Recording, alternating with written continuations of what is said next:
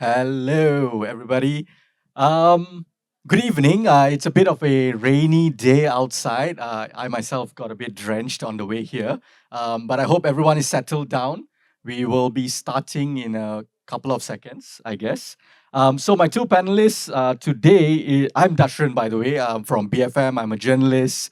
I usually do a lot of shows on current affairs, on politics, currently a lot of geopolitical stuff as well. Um, Iqbal, I'm familiar with him. He used to be part of BFM as well. We are friends, and we work in the same industry as well. So we are familiar. And Dharma is from Indonesia. He is an independent researcher. He's a film director. Iqbal himself, he's the editor in chief of CILISOS. But most of y'all probably have, especially if you're, Malaysian social media user, you would have seen him viral. So many viral videos, especially unpacking corruption issues in Malaysia. So for today's session, we're going to be focused on social media. And I think what is particularly interesting about it is that when we were growing up, we used to talk about how we would go online when we have the free time. Today, everybody lives online. Or either, at the very least, you spend 7, 8 hours a day, consciously or unconsciously, online. Your weekly screen reports might give you an indication. Um, and I think most of us, we spend a lot of time on social media. On the one hand, I think it has brought positives in terms of even if you're the most invisible or marginalized person, you get a voice, you get to find community. You get to, for example, if you're an LGBTQ person or even a Palestinian going through genocide right now. But on the other hand, I think as we are all familiar with, most of these social media platforms are owned by billionaires who design algorithm to get us angry and addicted, right? Angry at one another and addicted so that we keep on doom scrolling. And I think that is the backdrop in which we're going to be talking about various things today, including how the problems with social media, how the right wing is winning, and how progressives can better organize ourselves. So to kick things off, we're gonna do it this way. First, Dharma is gonna give a quick presentation. After that, Iqbal is gonna give his presentation. Then we will open it up to the floor to ask questions, and I might throw in some questions here and there as well. Okay, so with that out of the way, Dharma, you can kick off this session by delivering your presentation. Okay, good afternoon, everyone. Thank you for this kind of opportunity. First, introduction. My name is Dhamar. I'm from Indonesia. I am a filmmaker and also I'm a public lawyer in Surabaya. And this is what I see and then I experience in Indonesia and then I bring here. And this is the picture actually for my camera at the time when the August riots in Indonesia. Yeah, it's still proposal, right? Okay. TikTok visibility and epistemic violence, moving image, amid Indonesia's military authoritarian turn.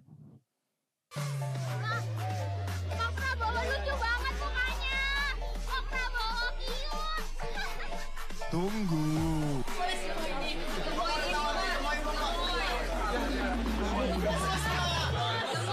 Ada jawabannya. Kamu juga ngemoy. Oke gas, tambah 2 torang gas.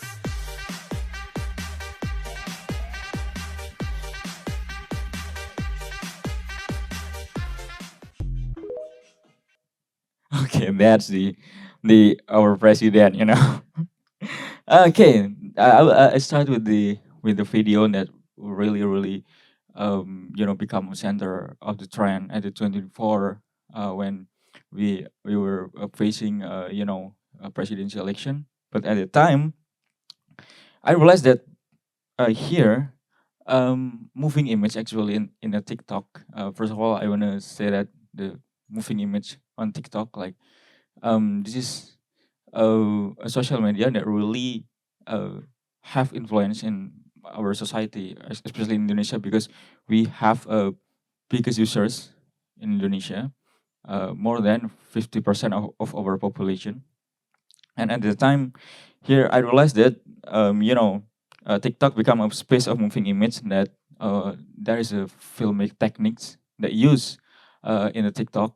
We know about the formalism, how the montage also used in the TikTok, and also many film film technique that used in there. And then also um, it's also decentralized film that we can we are a producer and also a consumer at the TikTok. And also if you see in the moving image in the TikTok, it's a participatory. We can use a comment section. We can use a stitch feature. We can use you know um, uh, like to shaping a narrative. And at the time, like Prabowo use this effectively in 2024. Imagine a former military, a dismissive general, somebody that accused for gross human rights violations, they can change their persona into the comical persona, funny, like so friendly, like as if like we as people we are ready to let by his comment. Imagine that, and that happened a lot at the time. And then here, I say that this is the TikTok, the moving image TikTok, become the aesthetic gateway of militarism. I will explain next. Wait.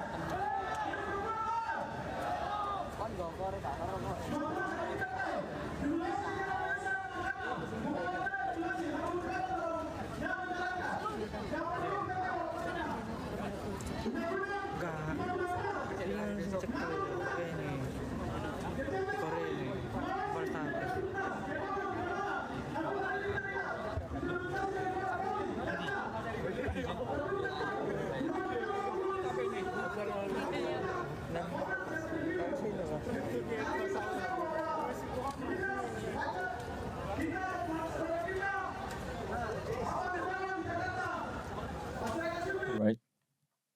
The previous slide is the video of TikTok live. That is the one of feature of TikTok. We as a user we can use it. We can use the feature to make live videos. And at the time, we as people we use this to the tool of speak. We as people, we as a civilian, like we can use this feature to deploy our own our own voice. Because when we search for the demonstration of Indonesia, mostly the demonstration like frame, like they are they are so sucks, they are done in line with the stabilization and so on. Like our voice like is mediated by the the big media, and actually it's owned by the elite politician. And then this is part of our alternative way that we can use to speak of our story, of our of our narration. And but what the government did, the government banned on this live TikTok. And if I see this is in August 2025 protest. This the TikTok, the moving image TikTok, is actually become a tools of resilience by the people. But at the end, in the other hand, like if I see this from the film studies, can become the transformation of documentaries. I say that this is the real time documentary, so we can archiving uh, the actual event, and we can spread our knowledge immediately. This is our direct knowledge that we can use to share to the public. And then if the government cut it, ban it, I say that is the part of elimination and the disciplining of civilian visibility. I think all is about visibility. If I see TikTok, TikTok is about visibility. There's algorithm. Yeah, algorithm is, I think it's system of about visibility. Um, it it influence what kind of thing that can visible to the public. And here, government cut it, and then I see this. If I if I draw on the conceptualization of subaltern by the Gayatri Spivak, I think this is part of the process of subalternization. Maybe we are civilian, we are not, we are not subaltern because we have uh, many ways to speak. But if we see the case of the protest, like the government, for me, I prefer to say that the government doesn't see us as a credible subject to deploy our knowledge, our truth. And then this, how I can say that as epistemic violence. And then this is how the fate of moving image within the Indonesia's military authoritarian term. And in 24 election, the moving image of TikTok became the aesthetic getaway of Prabowo's military regime. And then, in August 2025 protest, it becomes the tools of resilience by the people. It becomes the real-time documentary through TikTok Live, and also it becomes direct knowledge of us. I remember when I in Surabaya, I become at the time I with my institution. So I work in the legal aid institution in Indonesia, in Surabaya. So we open the hotline for the protester. When the protester or their friend get caught by the police, they can contact the hotline and we'll give the legal aid. At the time before I go to the protest area in Surabaya, firstly I watch TikTok live first, like from the protester at the area they live, they use the live, and then uh, I I I have my preliminary observation, and then I go in the area, and then that is so unique for me because if you're talking about the representative of our voices in a political context, um, we as a people, if we don't, uh, if you're not part of political party member, yeah, we just we just left by the state, because um, you know the representative in the parliament, they do every their decision is part of the political party leader decision, not by the police, not by the civilian ones. And if we see this, the mass media, they just do, you know, like um, they make our voices like they change our voice into like something polite. Its mediation is really reduce our real voice, our real voice, and then um we got TikTok live and we use it, and the government ban it. And I think that's the fate of moving image within the TikTok Indonesia, and it's part of the instrument of current militarism, military authoritarianism of Prabowo Subianto, and I don't know. I hope in 2029 something will not uh, happen again, like you know somebody that accused for gross human rights violation become cha cha cha. Yeah. Thank you. All right. Thank you so much, Dharma, for that opening presentation. I'll now pass it on to Iqbal for his opening presentation. And then after that, I want all of y'all to think of some questions because after Iqbal's presentation, we'll be opening it to the floor. Iqbal, go for it. Cool. I'm gonna make this relatively quick. I think on top of what Dharma had shared, what he shared was a little bit more contemporaneous with regard to social media being used to advance authoritarian kind of causes. What I'm sharing is probably from the period of 2017 to 2019, and it's 2 case studies. And what really fascinated me about these 2 case studies was how, in both cases, one is a progressive case study and one is a more conservative case study, but both of them employed the exact same strategies, the exact same playbook, and resulted in almost the exact same outcomes, which to me was worth paying attention to as a media practitioner. And I hope you'll get a thing or two out of this. So I'll start with Undi 18. For those of you that don't know, in 2018, Malaysia had one of the highest voting ages in the world. A bunch of students, one of whom was here, Kira. If you want to stand up and say hello to everyone, she was upset about being unable to vote and decided, you know what, let's lower the voting age. And so they did. And thankfully, she pulled me on board as one of the early volunteers for this cause. They started off with, I think, a really easy way to think about this. The key message was, if you could start a family, if you could join the military, if you could drive a car, you're an adult by all intents and purposes, therefore you should be able to vote. What they did with that key message was then pretty straightforward. They blasted it in all forms of content, infographics, Q&As, posts by user-generated content kind of posts, proto podcasts before podcasts were even a thing. And one thing I think that led to their success was having a body of early champions to rely on. So the very first one was right now the MP for Bangi, who previously was just a lawyer. His Jonah laugh. He's a nice guy. His predecessor, the current MCMC minister, who was also previously just an activist, the current MP for Setiawangsa, who was then the youth chief, and so he was very instrumental in getting one of the political parties at the time to adopt lowering the voting age as a key party policy. And this young gentleman who very recently got engaged. What was surprising about this, though, was amongst, even though we had all of this discussion going on, I recall at the time the overwhelming response to Undi 18 was very negative. Most people did not want this to happen, and the arguments were generally the same.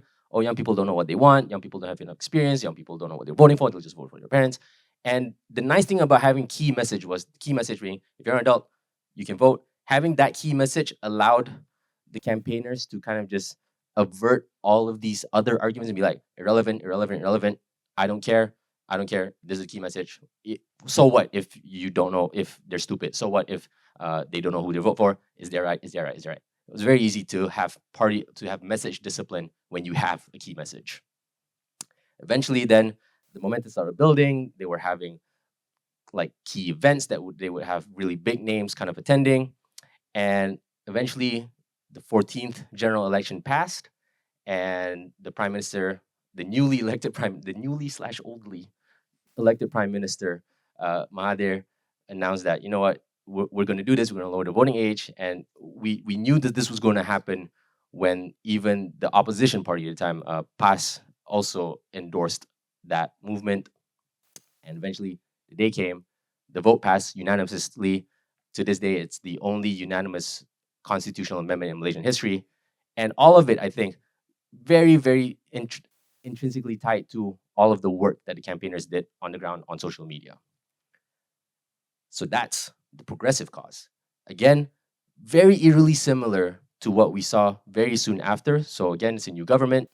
And the context for this one was, after the new government came into power, they wanted to sign this little, small, cute convention called the International Convention on the Elimination of Racial Discrimination. That's a mouthful. And that was a key party promise in the lead up to the election.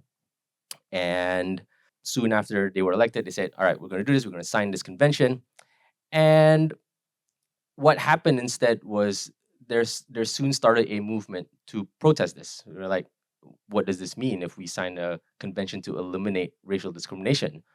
Does that mean we won't have boomy rights anymore? And the key figure here was this dashing young podcaster who made it a point to not only connect the ICERT, the signing of the ICERT to the erosion of Bumiputra rights, but also made sure to scapegoat one of the key component parties at the time, DAP. So the minister kind of responsible for it, this dude, he is part of another party within the coalition, but Kyrie made it very clear that, or made it apparently seem like DAP was behind the signing of the ICERT.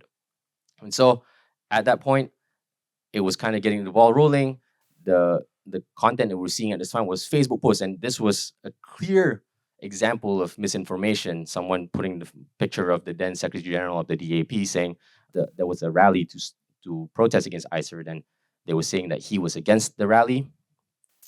And the key champions there were folks like Khairi Jamaluddin, this academic who had started the petition to protest it, the president of the Islamic Party PAS, the youth chief of UMNO, and another surprising little face here, who, as if you remember, was also a key figure in the passing of Undi 18. Unlike Undi 18, the online response to Bantahing ICERT was overwhelmingly positive, and soon there were rallies, and one after another, they got bigger and bigger, until eventually folks were asking for the minister in charge of it to resign, and the petition was reaching in the hundreds of thousands, and eventually the government did. The entire thing was scrapped, and the outcomes of what had up till then been an online campaign achieved the outcomes they set out to achieve. I guess the thing that really kind of impressed me about all of this was how similar both case studies kind of looked from the outset. If you just remove the value you want to kind of judge these two cases by, their strategies, their outcomes, the way they operated, all of it looked entirely the same. Which for me, I think three main takeaways. Number one is, if you were to run your own campaigns, I think the main thing is having a key message and having the discipline to stick to that message and reiterate it each and every time you're out in public saying something. That's going to go such a long way. The second thing, having key champions to say that message again and again, such a useful way to have your message tied to a person. And the third and most important takeaway, do not trust Khairi Jamaluddin. Thank you so much, Iqbal, for that presentation and that timely reminder. I think we all tend to forget that last part, especially. Okay, I'm going to open it to the floor in just a second. But I want to just start with the big opening questions. So perhaps it just gives an opening question, so then it gives them a little bit time to think about the questions they want to ask as well. And my opening question to both of y'all is, ultimately, when you look at how social media is being used, because it is used by everyone, whether progressives or conservatives, but who's ultimately winning it? Who's using it more effectively when we look at the big picture? Because I think Dharma brought up a good example about how figures like Prabowo, who in a pre-social media era wouldn't be able to easily whitewash their image in a certain way or present themselves in a certain way. We know that in the Philippines, the Bongbong Marcos Jr. was said to have crafted one of the most effective social media campaigns, whitewashing his entire family's legacy, and then he became the head of state again. Donald Trump, he is the president of the social media and reality TV era. Same with Narendra Modi in India. You gave some good examples as well, Iqbal, where positive things came out of it. But ultimately, do you all see it as a net positive or net negative as far as progressive movements are concerned? Who's using it better? Dharma, you want to go first? Or Iqbal? Either one. Who's using it better? Definitely conservatives, but I don't think that's necessarily because they're better at it. They're just more established. Being conservative means you're for the status quo, which means you want things to continue as they are, and things continuing as they are is keeping things the way they already are. And if you are happy with the way things are, that probably means you're already established, you're comfortable, you have all the resources you need to keep things going and change. In other words, progressivism is antithetical to you and the world you're trying to maintain. I don't think conservatives are necessarily better at it. they just have more resources. So, for example, during GE15, there was an insane amount of racism and kind of right wing conspiracy theories being thrown around to get folks not to vote for the more progressive parties uh, in Malaysia.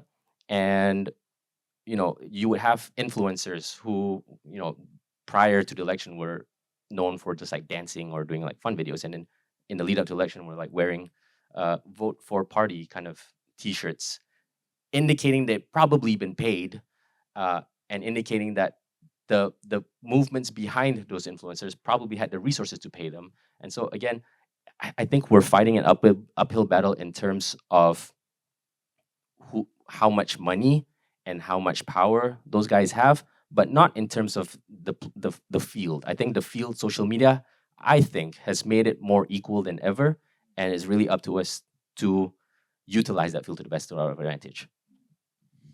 Okay, for me, I think social media is political actually. Everything is political and also social media. And if in this context of Indonesia, especially what examples I said that actually ultimately there are two that always been winning for this kind of thing. That is the politician first, and second is the capitalist that has the capital and benefit from this. Actually, first um, you know um, the platform owner actually, and second also the businessman behind the politician itself. We as a civilian, we I think you know mostly Indonesian people, like, we don't have any equal access of knowledge, and then it affect how we see every event, including TikTok, like, um, and also and for that I think we have to uh, we have to pursue or chasing the reading about this. We have to read the symptoms actually before we straight forward into the what is the good way or the perfect way to tackle of this. Firstly, we have to read the symptoms, and but to read the symptoms, yeah, it needs uh the conscience, but but um you know TikTok gives us more emotional contents, like it can it's so tricky because it can make a truth itself blur, because of emotional thing, like, I remember when in the 2024 election, um there is a candidate debate, like every candidate, they are fight on argument, but afterward there are a lot of contents that, you know they are crying for Prabowo at the debate, because because Prabowo, like uh, uh you know mm, dipojokkan, how can I say that, corner, always in the corner at the debate, there we have three candidates, but two versus one, yeah, like that, like a lot of contents, like, oh, poor Prabowo, I'm so, blah, with the background, what, kulihat ibu pertiwi sedang bersusah hati. I see the I see the Ibu Pertiwi, Mother Earth, she is crying, blah blah blah. That is a national song, like in TikTok use it to accompany uh, the subject that crying for Bravo, because the public is also rational. We can assess it, like, also rationally, but it can be blurred because of the emotional thing itself. And I think if the condition not change, the winner also always be two: the politician, also the capitalist, or the businessman behind the politician. That's it. Yeah, I think you bring up a good point about how you can manipulate narratives easily using music and visual cues to create a false sense of who that person is, right? With that in mind, let's open it up to the floor. Do we have any questions? Hello, I'm Sydney. I'm from Sarawak, from Ansara. I really respect what BFM and CILISOS is doing and asking hard question, doing the deep dive. And this is something that is I feel is very much lacking in Sarawak because we're very comfortable there. Out of 82 seats, only 2 opposition adun. So everything is very GPS oriented. There's not a lot of room for hard questions. And that is what I'm trying to do. And we have something, I am doing something called Tuak Talk, where it's almost like a podcast, but I prefer to call it a web series where we talk about issues that matter to Dayak community while drinking tuak. We got pretty drunk lah. Uh, not good for my liver, but hopefully good for the community lah. So, but eventually, we did a few episodes recently with political analyst Professor Dr. Jayum, where his specialty is Dayak politics. And suddenly, Talk now is getting very political. I have a lot of aduns and MPs reaching out to me, but the problem is most of them are from the opposition. And my worry is I don't want to be in an opposition platform. I want to stay, neutral, media. I'm asking hard question. I'm not trying to side with one side or the other. And we want to make sure that we stay neutral. But so far we're pretty safe. What I heard from some of the ministers, they have referenced us in speeches and all that. We have been picked up by some newspaper talking recently. MP Larry Sung was talking about giving Bumiputra rights to Chinese Sarawakians. That was from our podcast lah. He was saying that. So far we're safe, but I'm also getting a bit worried because it's very safe there, very pro-government, pro-GPS there. So I don't want to burn bridges. So any advice for us yang starting this and trying to maintain this and making it, making sure that we have reach to everyone, and we're just being a platform, not trying to be a media arm of certain parties. So we want to ask the hard question in a very safe Sarawak environment, because I believe in balance, check and balance. So thank you. Hello, Firdaus. I'm a researcher. So my question is, when it comes to social media and the way how it works through algorithm, so the dangers of that is that we often fall into echo chambers. And so understanding this and trying to break into, narratives falsely being, shaped through misinformation, for example, how do you break into that and use it to our advantage, particularly from the point in which we have far less resources? Thank you. So Sydney's first question was how to start off. You want to kind of build this platform that's asking hard questions while kind of maintaining your safety. And I think the bigger worry should be irrelevance. That you kind of are trying to make everyone happy, that you don't get the audience you're meant to have. Like clearly you're doing a good job if you're already getting quoted in reports and you're already getting quoted by ministers. Keep doing that then. If you can build that body of work earlier, then eventually I think hopefully you'll get to a point where that your audience and your interviewees can expect that from you, and you can keep doing that without fear of repercussion because you've already set the tone for yourself from the start. Like you're saying, you're still small, so you set that tone for yourself, and thereafter, because they know that okay, ni memang kerja tuak talk, they won't hold that against you, kind of thing. Firdaus's question. Iqbal, sorry. Yes. Could you also take his question on which I found quite interesting, on maintaining neutrality? Because I think sometimes we all in the media have politicians we like, and as sometimes when politicians we like are in opposition, we platform them a lot. How do you maintain a certain sense of neutrality and not become an arm indirectly for certain politicians or parties? I don't think I'm qualified to answer that. I'm very not neutral.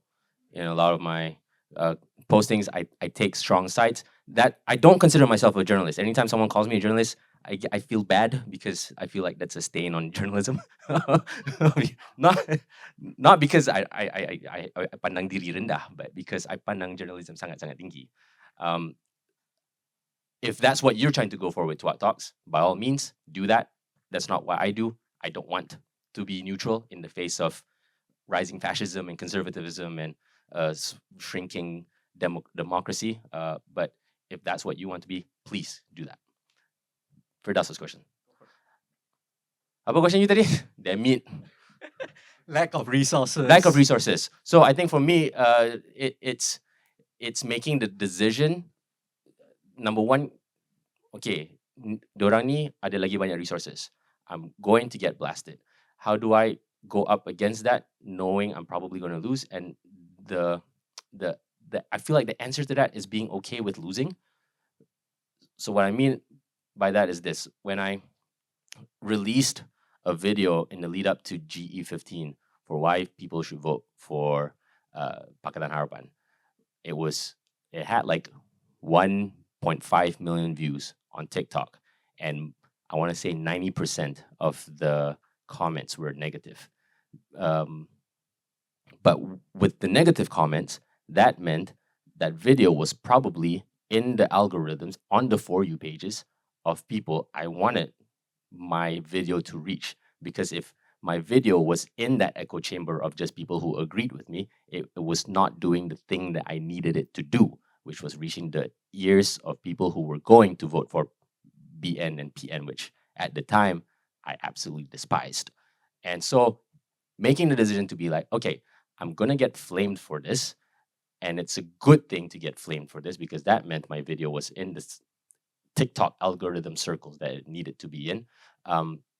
Kind of, I think, helped my video get the reach it did, 1.5 million views. And each time one of those guys who hated my guts commented, that meant that video was getting passed on to folks within their circles who maybe didn't comment. Maybe 10 of them hated my guts, but maybe one of them would be like, maybe he has a point. So I think to me, the biggest thing is being okay with losing, because you realize that the fight's not going to be easy, but we have to do it anyway. Oh, okay. How to bring echo chamber if you have a lack of resources? Like, actually, for me in Indonesia and also in Indonesian context, like, you know, I just realized that this is an easy way because you know, if you see Indonesia, there is a buzzer industry, right? This is an industry that provide a lot of accounts that can shape narratives. You know, MBG.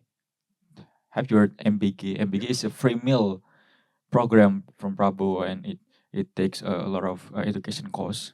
And but you know, when the criticism came from the people through TikTok, what they do, they make a buzzer to fulfill the comment section by pictures of MBG menu, like you know, oh, this is a menu in the A kitchen, in the B kitchen, in the ACT. This is a menu, this is a good menu, but the reality is so sucks. But here I want to say that this is so hard, and if I see the movement in Indonesia, the social movement, there are lack of there are lack of a way in this digital narrative, and I'm not denying the fact. Actually, I don't know how to tackle it with our lack of research, but we can also give the counter narration by we make a content. A lot of NGOs, they ask or they collaborate with the KOL, like artists or you know, model, Instagram influencer to spread their discourse, like in Jakarta, like in, you know, uh, LBH apa, Jakarta, or Jakarta Legal Aid, or Greenpeace, or Walhi. They collaborate with the singer, popular singer Hindia. Do you know, guys, India? to make a content in a TikTok, in Instagram, to influence the public narration. That's how we can do that. I mean, like, algorithm is a mechanical system. I mean, like, this automatic, and and absolutely, we can win on it if we try to learn about the algorithm itself. But yeah, for me, if uh, because I'm not the influencer, or I'm not the social media user that's so serious. I still don't know how the how to make a content, and then make it trending or FYP on a TikTok. Actually, that, but yeah. All right. Anybody have questions? Hi, folks. My name is Farhan Shami. I'm a researcher. I have this very rather interesting question that's slightly related to the joke that you made, Iqbal, at the end about Khairi Jamaluddin. And how I'm kind of viewing his rather allure is the fact that there's a bit of a lacuna in our digital spaces in which there isn't really this idea of a public intellectual. So these kind of conversations do come out, especially where if you see the Brexit discourses, there's going to be two sides of the conversation coming up from academia, pointing out about like whether this was a good thing or a bad thing. But in most Malaysian cases, especially in some cases, like for example, the Perubahan Kuil Haram, there isn't really much of a platforming of intellectuals who are either defending what's going on or detracting against it. So that leads me to the question: do you reckon that Khairi Jamaluddin's appeal in this space is coming from the fact that he is as pseudo as we can get to the idea of a public intellectual? Is it also because we don't have anyone around in Malaysia to also fill up that role, or are we looking at the wrong places? Thank you. All right. Anybody else with a question? Just a very short question because we're talking about shaping narratives, right? So I'm just wondering because with side tools have been around and I think becoming more prevalent on social media, and now perhaps with AI, bots are easier to generate and to flood comments. So I'm wondering how effective can that be within this context for social media to shape narrative? If narrative can be or the perception of support or opposition to any ideas can be influenced to the presence of bots or side tools. All right. Thank you so much for those questions. So Farhan kan tadi nama? Farhan. So Farhan's question is KJ's appeal the fact that he is as pseudo as you can get to a public intellectual. I think his appeal is the fact that he is charismatic and his podcast is fun to watch, and as a speaker he is nice to listen to. The problem with a lot of intellectuals, masalahnya korang boring tu, serious. Fuck, babi, aku benci lecture. Like, and what KJ's podcast is not a lecture. It really feels like a conversation with a friend, and it's like I'm asking my older cousin, "Hey, you understand things about the world? Can you explain it to me?" And he does. That's his appeal, and he, unfortunately, I cannot think of a worse person for that gift to have been given to. Zaid's question about Citros. How much can we attribute to real life people Citros? Yes, it's probably mostly Citros. I think even if it is masalahnya, it results in real world outcomes. So at the end of the day, those temples are still being demolished. At the end of the day, hate crimes are still being committed. At the end of the day, conservative parties are still winning elections. So even if it is all fake online, I don't know, it seems to be spilling over into the real world. So I think we should take it seriously anyway. Dharma, I guess the second question, especially because sticking to the topic of social media, how do you overcome cyber troopers? And what does that say? Like, how much does that tell us about the real world? Oh, buzzer, right? Oh, I'm sorry. Okay. Thank you. Uh, like, first of all, I think we have to